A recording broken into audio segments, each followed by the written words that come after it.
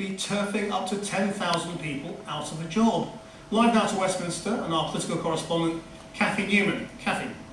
Yes, it's a real irony, isn't it, that people who have spent their careers helping the unemployed back into work are now facing unemployment themselves.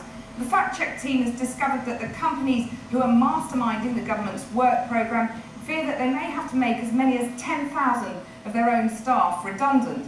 And that's because they say that the government's own figures suggest that the work programme will help fewer people back into work than similar schemes under the last government, and so fewer welfare staff will be needed.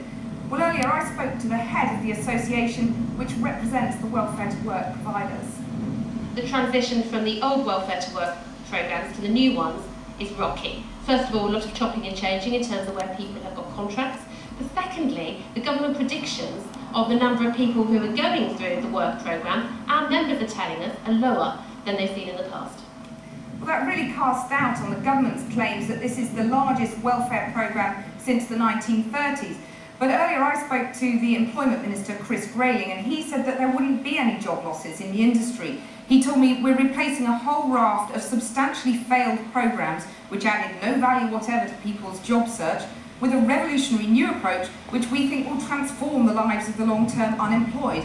That means I expect the industry to look very different, but it absolutely doesn't mean that it will be smaller. And he insisted that the work programme would help more people than under the last government, and I have to say that if you look at the government's own figures, it does suggest otherwise.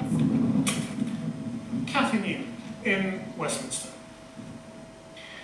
Now, the Human Rights Council in Geneva convened today to view a special hour-long Channel 4 film featuring video evidence of atrocities by both sides at the end of the Sri Lanka Civil War. Footage first aired on this